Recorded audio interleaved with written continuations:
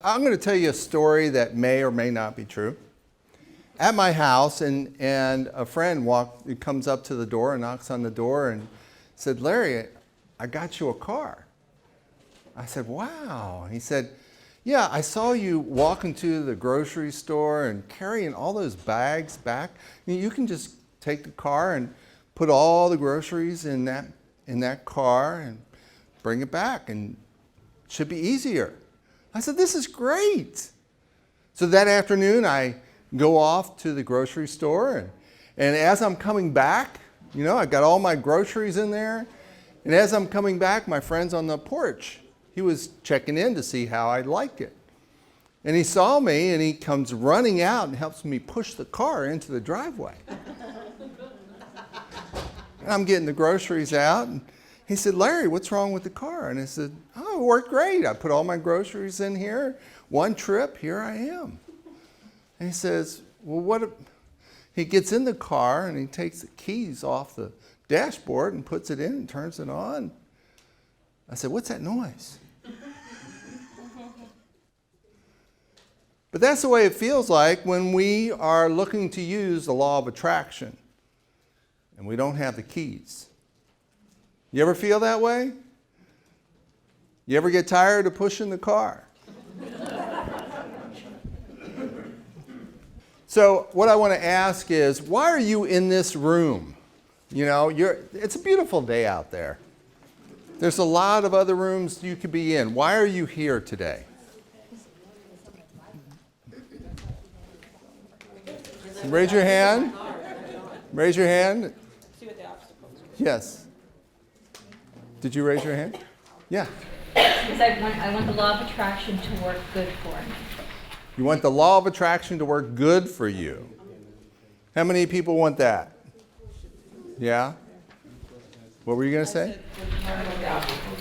To learn what the obstacles are. How many are interested in that? What else? Yes. Have a good time. I love it. How many are here for a good time? Yeah. Back there. I'm here to learn how to use the laws of attraction to attain my goals and my desires. To use the law of attraction to attain my desires and goals. Absolutely. Well, first of all, we're going to be going on a little ride here as we look at this as an adventure in learning. An adventure through all the parts of us that are included in this journey. A little bit about me. I am a unique, individualized expression of the ceaseless, restless, creative force of this universe. And my goal, my mission is to expand and love, success, abundance, creativity, and spirit. And my mission is to help assist and inspire others to do the same. To move them from inertia to inspiration. That's what I'm about. I do that as a transformational coach, and that transformation can take many forms.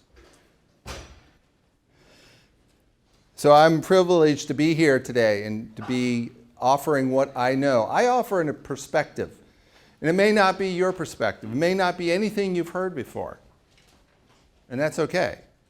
I just offer my perspective. So one of the things that I use in my programs is a system called the Anatomy of Success. It's really a metaphor, just a metaphor, for all the components that come together for our success, along with the law of attraction. And if we look at the body, there are different pieces, and first one is the mindset. What is my mindset? Another story that may or may not be true.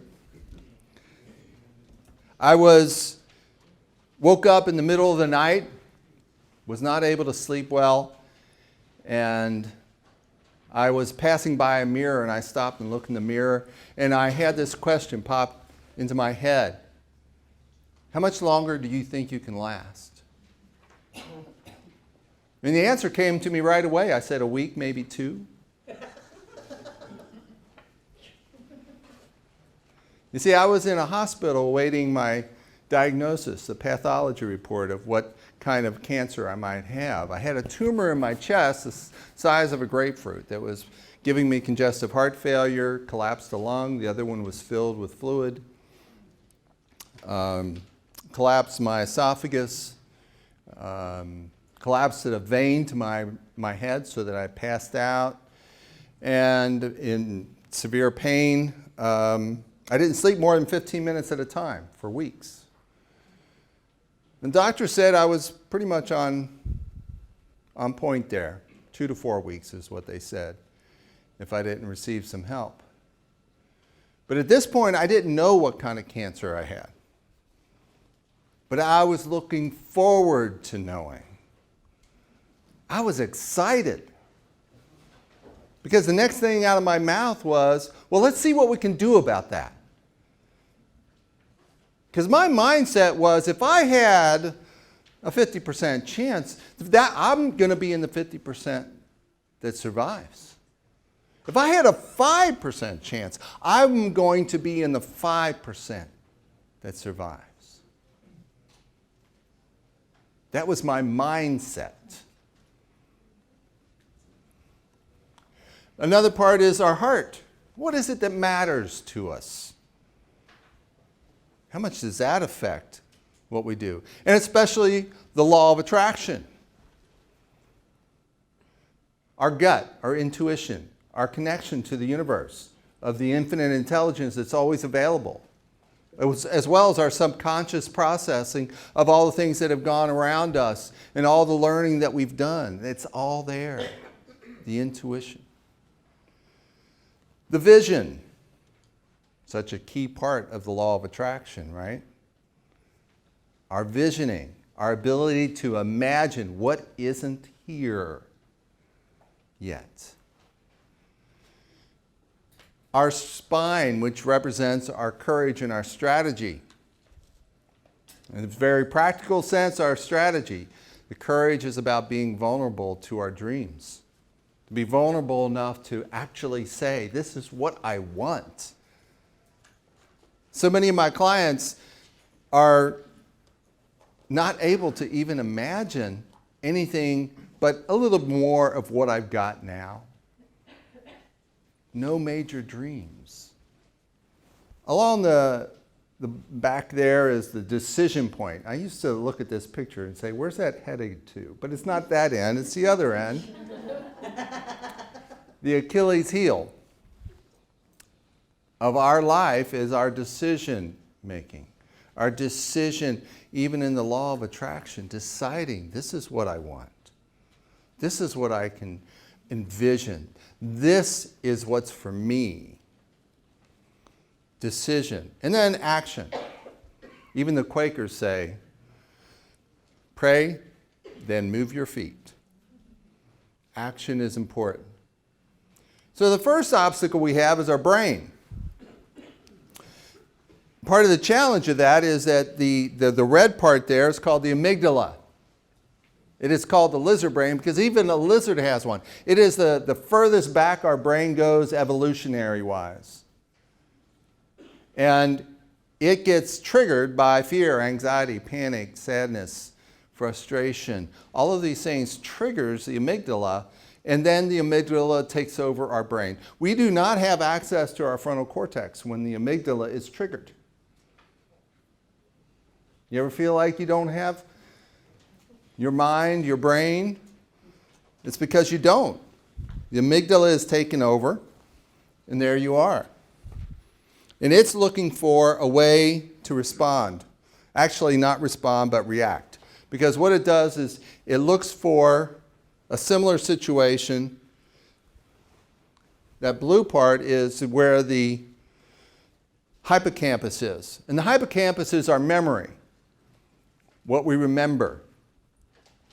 So the amygdala goes to the hippocampus and looks for a file that looks similar to the situation that we're in that moment. And it ruffles through and he says, does this look like it? Yeah, that looks like it. Okay, what did I do last time? Okay, I'll do that again. I'm going to react out what I did before. So this is the obstacle. Now, when we want to access the frontal cortex, it's a simple process of asking a question.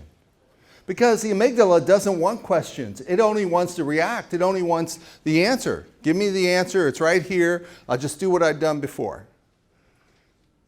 But when we go to the frontal cortex, we get to respond. And respond comes from the Latin pense, which means to think. So we get to rethink when we can get outside of the amygdala, when we can get the amygdala to release its stranglehold on us.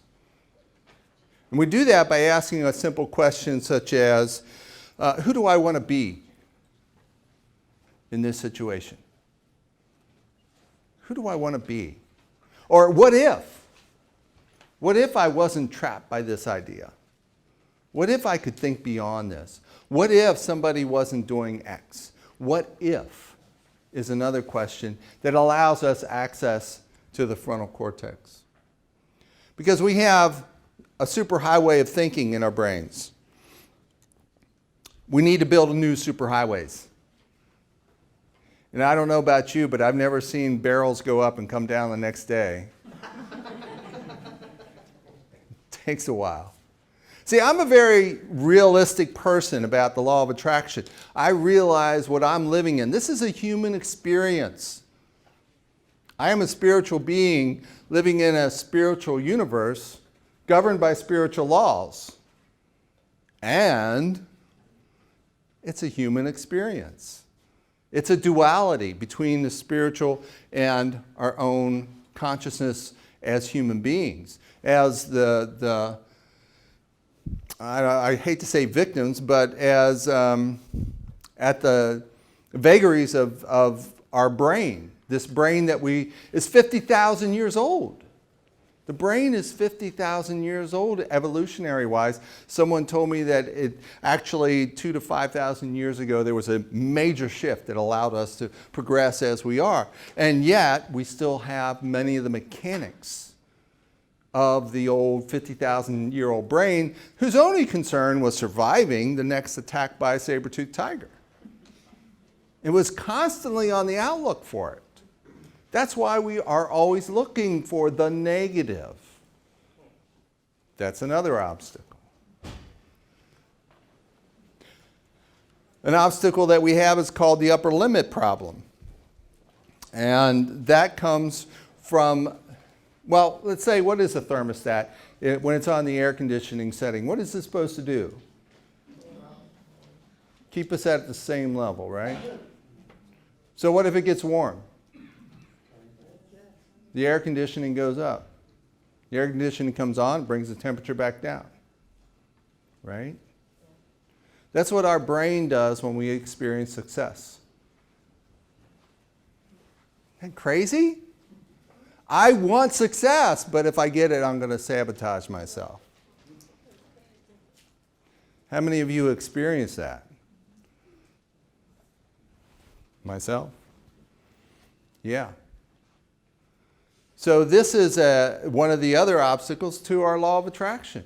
It's a natural tendency. Even I was reading about this in a book, even the president of Dell Computers was sabotaging themselves. And what happens is we don't sabotage ourselves necessarily in the area that we were looking for success, but some other part of our lives. People that get successful in money have a tendency to ruin their relationships or their health. I know somebody who improved their health, lost 120 pounds, let their business run downhill. This is what we have to watch out for. And how do we do that? We watch out for it. With awareness comes change. Without awareness, we are stuck. With awareness, change is inevitable. So if we're aware, we can say, oh, here it comes again. I was expecting you. And we can then look at how we are successful. Wallow in our success. Make it a natural part of our psyche. Success. My nature is success. That's one of my affirmations. Did you have a question? For the balance? Because I know what you're saying, like you know, people, you're successful one thing and you lose the other end, so there are obstacles to us, how to balance it. Well, it's just like I said, is to focus on the feeling of success.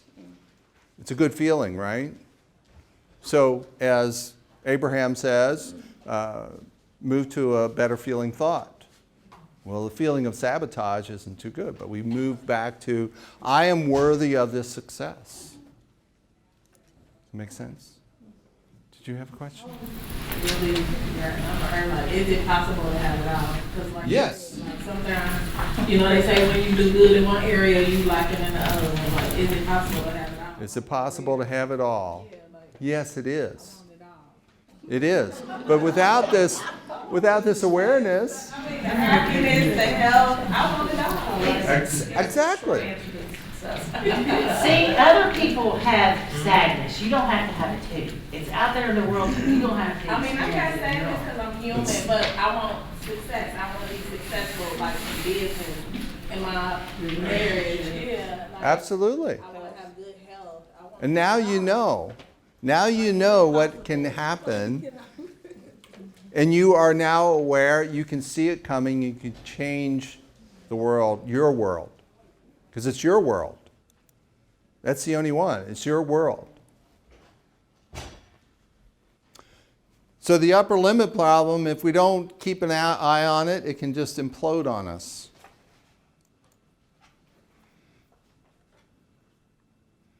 All right, mindset. I mentioned my mindset as I was in that hospital. And another situation that occurred, by the way, as of April 1st, I am celebrating 18 years of survival. So that's a spoiler alert. I did live. But a few years after that, I was in the hospital again, and the doctor comes to me after the surgery and he says, well, it's a lot worse than I thought. Not words you want to hear from your doctor. They try to be a little optimistic, don't they? Well, it turns out that the chemotherapy had caused heart damage. And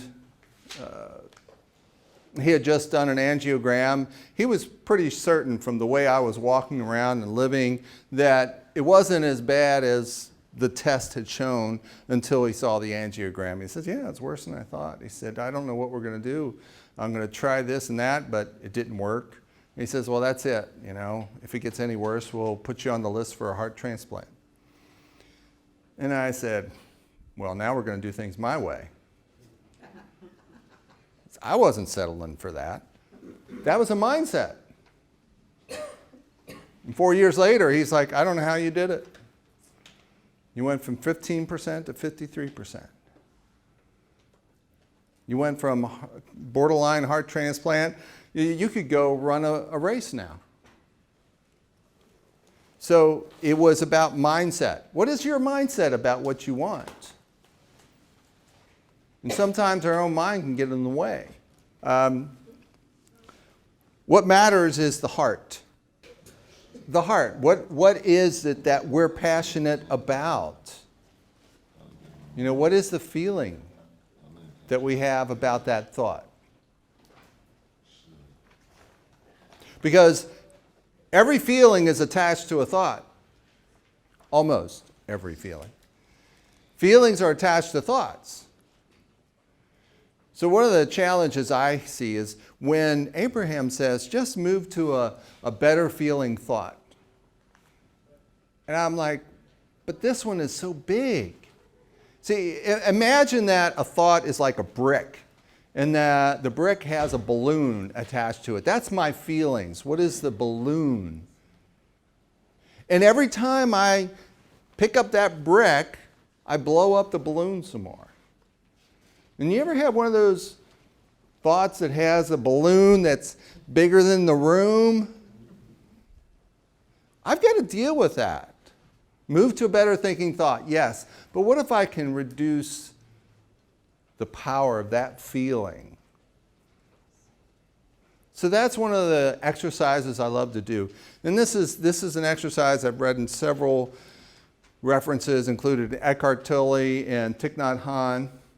And Would you like to experience it right now? Would you like to do that?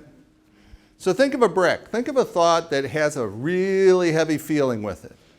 Maybe not the heaviest, not like your marriage or extended family. Something simpler. Something kind of simple, because we're not going to do this for too long. So the thing I'd like you to do is get settled in your chair and close your eyes and start breathing deeply into your belly. And breathe out. Let it go. Try to be here present. Notice the sounds in this room besides my voice. Notice the chair beneath you, the clothes on your skin, the air, the light still peeking through your eyelids. And be still for a moment. And as you think this thought, notice the feeling. Oh, you can feel that feeling. Can you name that feeling? Give it a name. Anger, frustration, despair. Pick a name, just one. Oh yeah, there are some other feelings that go with it, but pick one. So what we're going to do now is untie the string to the brick, the thought. We're going to move the thought outside the room, out the door. It's sitting there. Nobody else is going to pick it up. Don't worry. So you're with the balloon, the feeling, the one word, just the feeling without the thought. Don't go back and chew on the thought. Sit there with that feeling. Now feel it fully. Let it fill you. Feel the full breath of that balloon. Feel it kind of swell some more, just in experiencing this feeling to its fullness.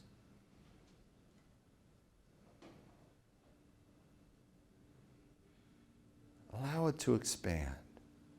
Allow it to have this moment completely with all of your attention. Just that one word. What is that feeling? Stay in that feeling. Sink into that feeling.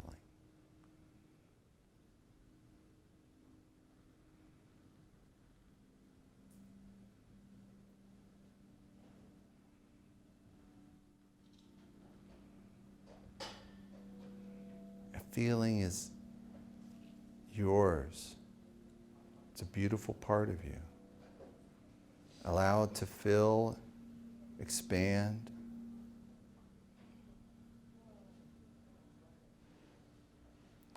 Allow it to transmute.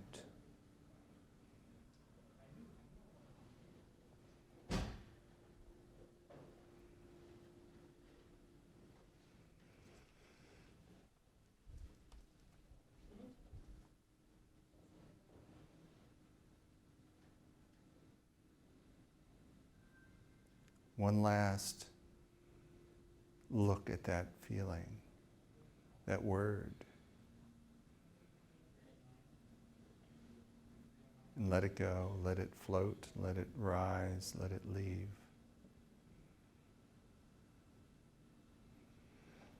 Come back to this room.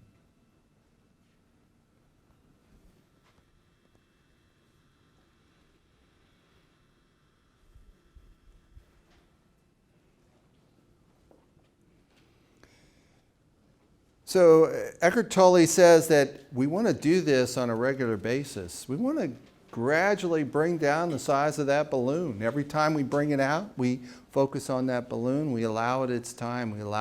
We give it a couple minutes. And when I read this, I thought he was crazy. He said, sometimes that feeling will turn into bliss. Right. This feeling of anger is going to turn into bliss. And it did.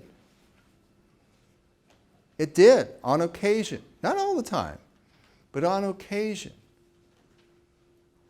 Pure bliss was the result. Now, it takes time, 5 to 10 minutes. Not everybody has that kind of patience. And then I'm free. free to move to my desires, my dreams, my goals. The law of attraction. Because as Abraham says, we can't hold the concept of our dream along with anger. It's a resistance. We have this resistance that we can create.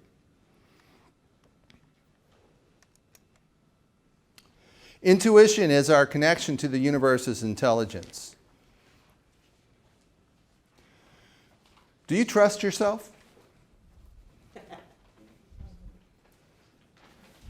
I mean, I'm not talking morally, ethically, that sort of thing. I'm talking about, do you trust your intuition? Do you trust the voice that you hear? Absolutely. You're one of the lucky ones. The first time somebody asked me that, I said, hell no. I do not trust myself. I don't listen to that voice. I'm a nurse, so when you get those gut feelings, there's all kinds of ways you know to trust that. So part of one story that a mentor of mine had was that they were working with somebody in a partnership for a business. And they sat down and for 3 hours they were working on this business model and the marketing and all this stuff. They were really excited. And she left there, and as she's driving away, her stomach starts hurting. And it gets worse and worse until she has to pull over and throw up. And she said, there's something wrong with this picture. She called the guy and said, I'm sorry, I must have made a mistake. This isn't going to work. Immediately she felt better. That's as physical as it can get. And it's really important for us to pay attention. Our body is a barometer of what we know is possible.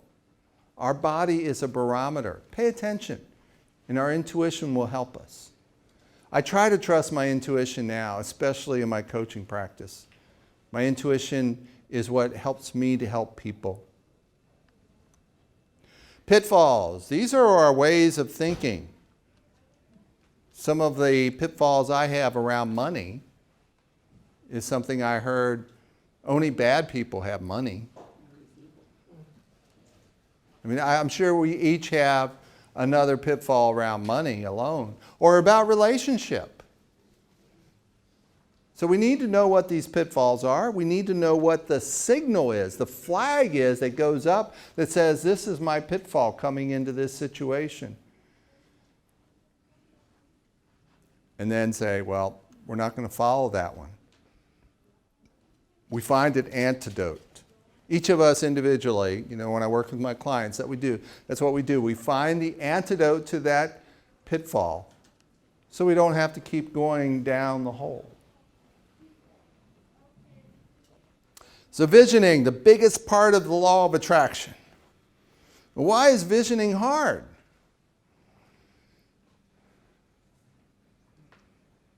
One of the reasons is there's so much evidence to the contrary. I have this dream, but look at this. I have this dream, look at this. I'm looking at this. I'm looking around me at what is present. And that keeps me from dreaming, from looking at my goal, from visioning it, seeing it fully in all its glory.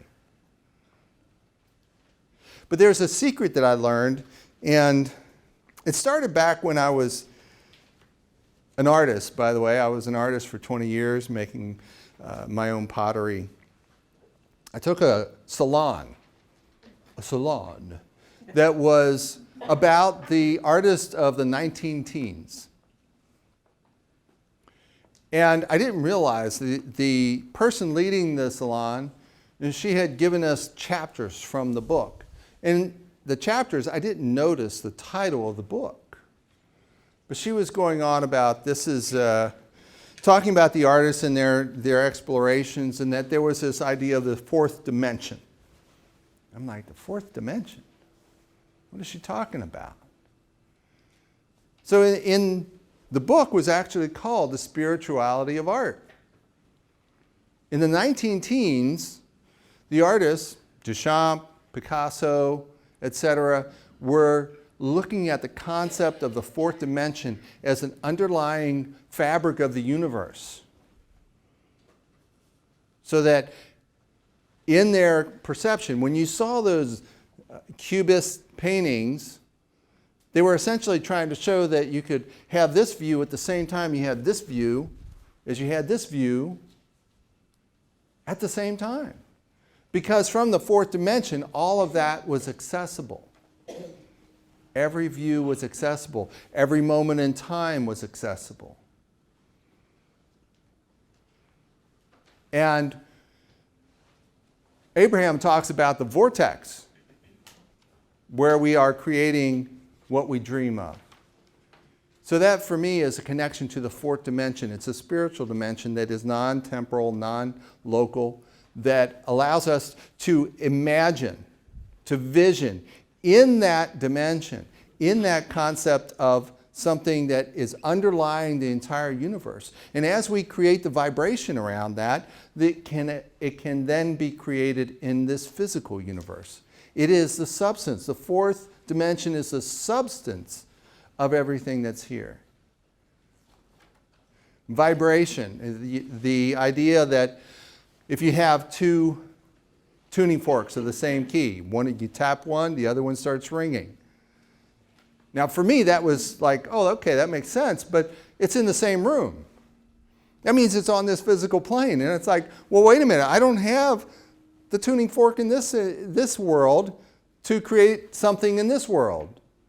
But if I can create the tuning fork in the fourth dimension, it has all the power to create in this dimension. I don't have to worry about how it happens. It's magic. It's pure magic. So our visioning doesn't have to be limited by the evidence that's right here. This evidence means nothing to the vision that we can create in the fourth dimension. That's my perspective. So as we do create our bridge to where we want our dream, it's as ethereal as this. It's just an idea. It's out there in the blue. It's in the fourth dimension. Strategy and courage. Courage is about having the vulnerability to make that dream, to create that dream in our heads, to believe in it, to have faith in it, to create that process. Strategy is about how we make the steps to get there. Again, the Quakers. Pray, then move your feet. And if you have a plan, it's much more likely to happen. And using the intuition, we can create that plan. And then we need to decide. One of our biggest obstacles in the decision is the I know syndrome. I know that. But do we do something with it? I was reading this book. It was a great book on relationships. And every chapter had this exercise at the end, and I'd read through the exercise. Oh, that's a really good exercise. I'll do that later. Let me go on. Oh, that's a good exercise. All the way to the end of the book. I started reading the book again. That's still a good exercise. And about the third chapter, the second time through, I said, Larry, that's the I know syndrome. I know, I get that. I get that. But until we do, until we decide to do it, we're just playing at I know about that. I don't know it. I know about that. There's 3 levels of spirituality. There's understanding, knowing, and experience. We want that top one, experience. Understanding is you're hearing something, maybe some of this for the first time, maybe not, I don't know. And you're going, wow, that's interesting. Or you have an aha moment. Now you understand. But knowing is when it becomes a part of your mental lexicon that you use on a daily basis. And experience is when it actually is part of your own experience. When my dog was getting older, I didn't have to keep him on a leash when I went for a walk. And I live on this little country road with this creek along the road and woods all up here. And I started realizing that you know, when he was on a leash, I had to stop when he stopped. And I could pay attention to the things around me. Because when I was walking, I was pretty much like this. And then after he didn't need his leash, I didn't stop anymore. I said, you know, I need to stop. I need to pay attention to what's around me. What is present? What's here right now?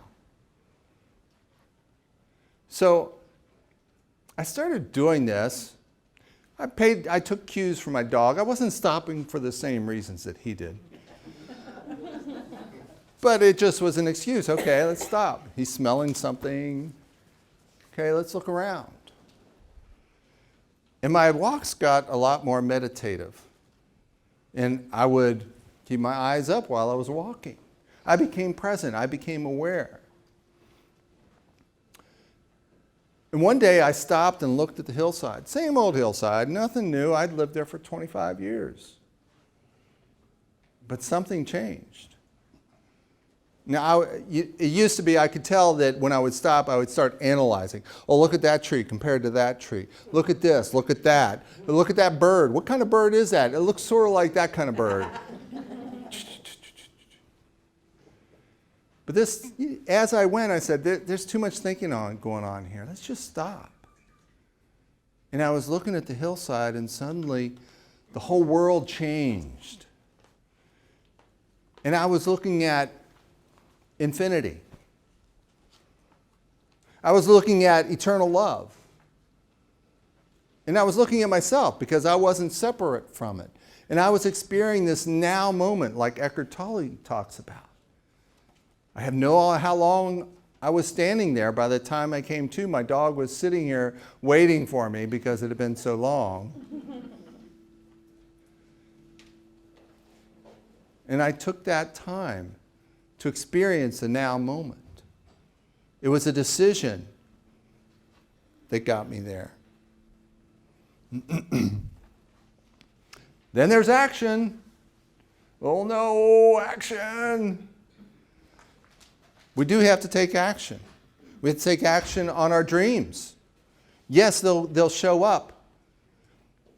I was in a prosperity class where we were talking about, imagine your dream car. Imagine owning this, like suddenly it was yours. And I was like, oh man, that's so cool. You know, when I was in high school, I'd sit in the library and read Hot Rod magazine. Man, I was into cars. So I was like, well, what'll it be? A BMW, a Jaguar, a Maserati? I don't know. What do I pick? And then what if I got it? Then I have to worry about maintenance. How much is maintenance on a car like that? What if I got a dent in it? I'd be mortified. You know what would be cool? Somebody gave me the keys to their dream car for 7 days. I'd drive all over the U.S. Give the keys back. Another part of the exercise was, where would you like to go? Now, I'd been to Europe, so I was thinking, I want to go back to Europe. But, you know, Europe costs a lot of money. I'd been there on a tour, so I didn't have $3,000. I'd been there on an art exchange, so that's really cheap, but there were no more art exchanges at that time. Jeez, you know, I really don't, it's just a dream. Evidence. And I said, well, you know, it'd be cool. A friend called me up and said, hey, I'm going to Europe for almost nothing. You want to go? That'd be cool, wouldn't it? That's a great idea. Wow. There's no way I could make that happen. A friend calls me up 3 months later and says, hey, I'm going to Europe. You want to go? Almost nothing, $400 round trip, free car, free apartment.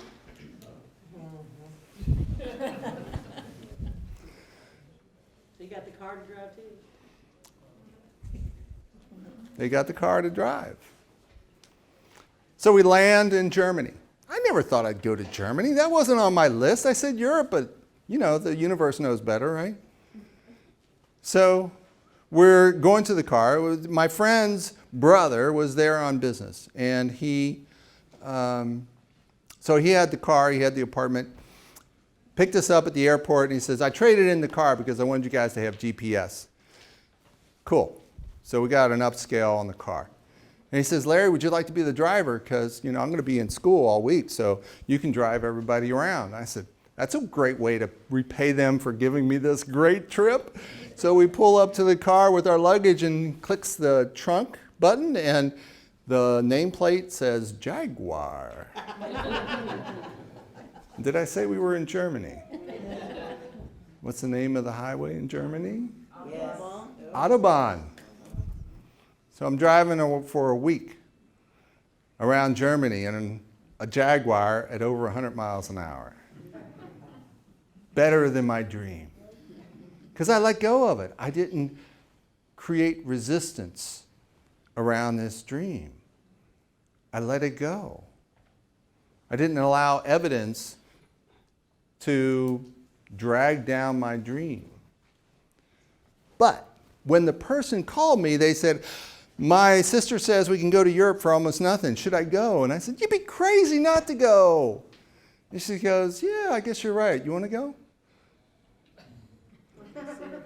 I was thinking of all sorts of excuses why I shouldn't go. I had to take action. I had to make a decision. One of the things I know is horses are like people. One horse can pull 2,000 pounds. 2 horses can pull 21,000 pounds together. That's the way it is in my coaching business. It's a miracle, the work that people do when I'm with them.